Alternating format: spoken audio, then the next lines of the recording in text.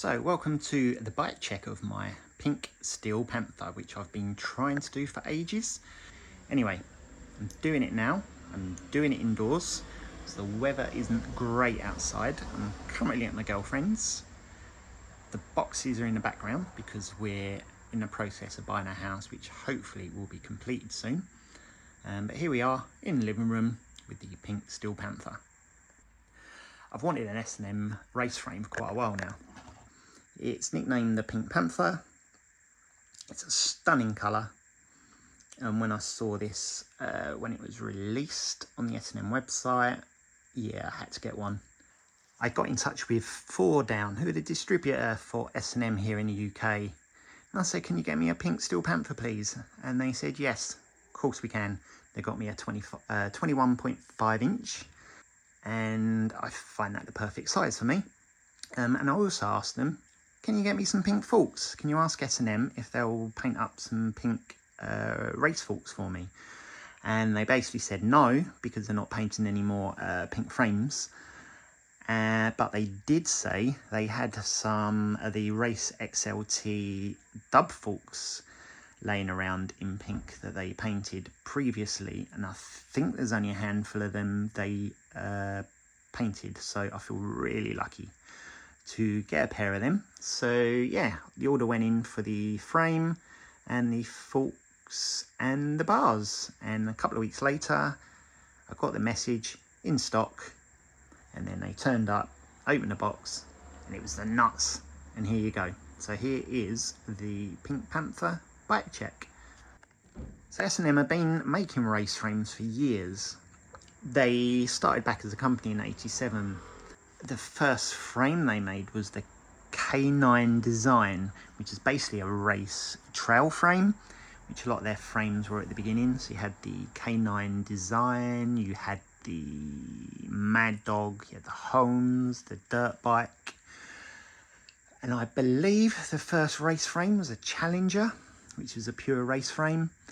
And they had some other race frames, and they also had the Speedwagon, which I really wanted, which was out before the Steel Panther. But I resisted getting one of them, and then it brought out the Steel Panther. I resisted again until they got the pink, and then I couldn't resist anymore, and here you go. So let's get on with the bike check. We got the Steel Panther frame. As mentioned, it's a 21.5 top tube. I got a GT Speed Series at home, and that is a 21.25 frame, and on the racetrack it's fine because a lot of my park bikes, they're between 21 and 21.25. But I thought I'd go for a longer frame for this one, so 21.5, and for me it feels just right.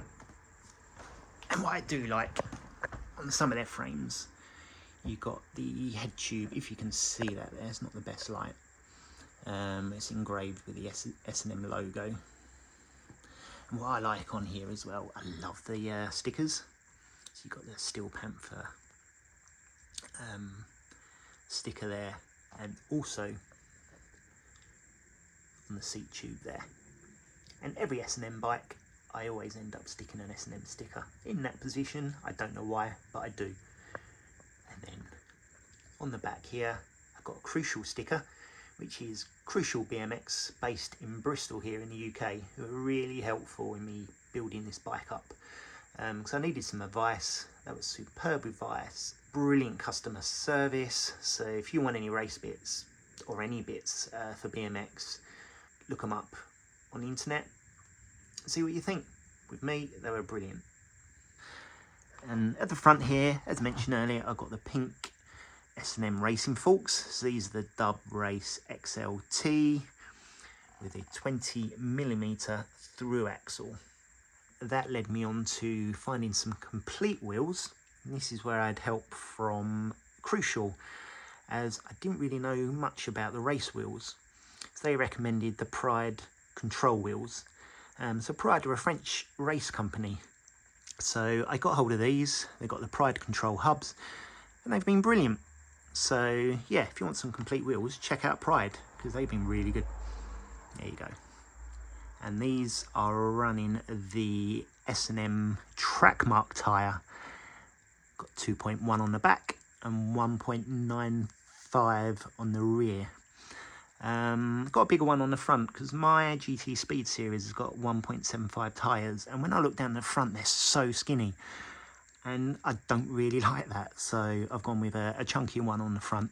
And when I ride this one, not that I've taken it on the track yet, but I will at some point, I just feel a bit more confident knowing there's a bit of a chunkier tyre there stopping me from sliding out. If we go on to the drivetrain, we've got the Shimano DXR cranks. They're 175mm. I really wanted these. I actually really like the look of them. And Shimano obviously got a really good reputation. I've run Shimano parts on my previous mountain bikes and they've been great. And I do like the look of these. I could be wrong, but I believe they don't make these anymore. So these are the Shimano DXR. As I said, they're 175mm, and I'm running an Answer Typhoon, I believe, chainring, which is 44 tooth.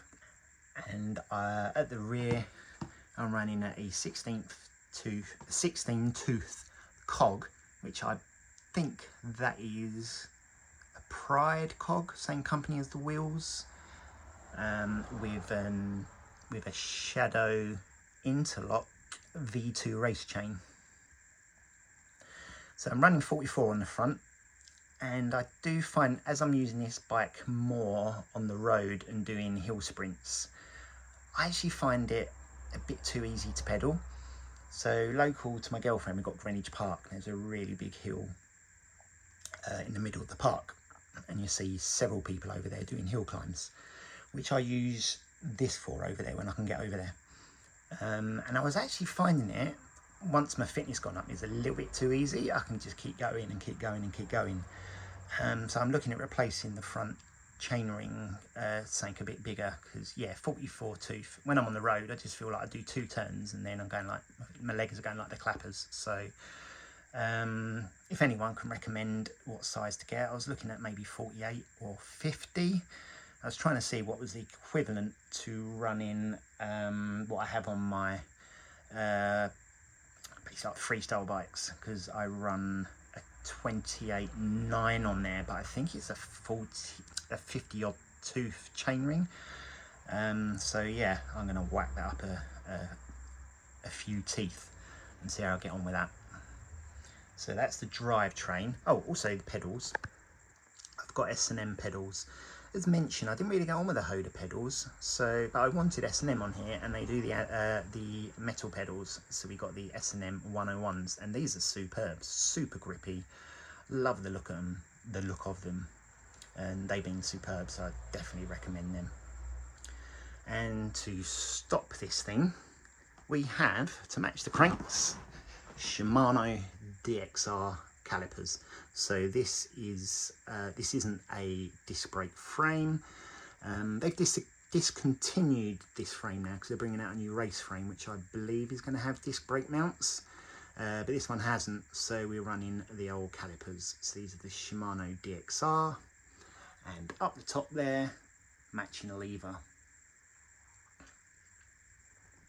Which brings us on to S&M quick release seat clamp, which I have on my REA. S&M Long Johnson seat post, and I've got an Odyssey pivotal. It's a slim stitch seat, what I remember. It's really comfortable. I didn't go for a race seat because I knew I was going to be using this for just riding around the streets, getting around, riding into London, what have you, so it's a little bit more comfy. So there you go, and I think it looks pretty cool. I usually go for funky seats. This is about as unfunky as you can get. It's black, but I think it goes really well with the frame because, well, it's pink. Do I need it any louder? I don't really think so. So onto the front, holding everything together, I've got an Odyssey integrated Pro headset. I've got some Answer headset spacers there. Everything was lined up. Is there anything, if anyone, that drives you mad, it's not all lined up? It was at some point, so I've got to get all that lined up again because it looks much neater. Then we got the S&M Race XLT stem, which is holding S&M Race XLT bars. So I did try to keep a decent amount of S&M parts on here. They're race parts too. They're not cheap over here in the UK. Any S&M bits are pretty expensive, so at the moment I think I'm done with S&M bikes because I ain't got the money for another one, but never say never. We got my favourites, the Hoda grips in black. So there you have it, that's the Pink Panther. Oh, and if you're wondering why I really like this colour as well, back in the 80s here in the UK, we had the Kellogg's BMX race series that used to be on TV every summer, I believe it was. And it was on Channel 4 over here. And used to get all the American pros coming over and racing. And there is a clip, which I will, if I remember, I'll put it in the description below. It was, yeah, Mike Miranda, and he was being interviewed about his pink bike. So he had a pink Hutch Hollywood frame, which was his frame, and it was in this colour. And I believe this is pretty much exactly the same colour. And I always remembered that from a kid. So that was like, when I saw this frame, I just had to have it. So anyway, let me know what you think. Personally, I love this bike. It's one of my favourites. The LAMF is my favourite, but oh, this is a nuts, and it rides so nice. Okay, I haven't had it on a track yet, which it will be at some point when I get a chance and find a racetrack near to where we're moving to. But just riding around on it is so smooth, it's so comfortable, and you kind of get noticed on it, and all positive as well. So yeah, let me know what you think. Give us a thumbs up. See you soon.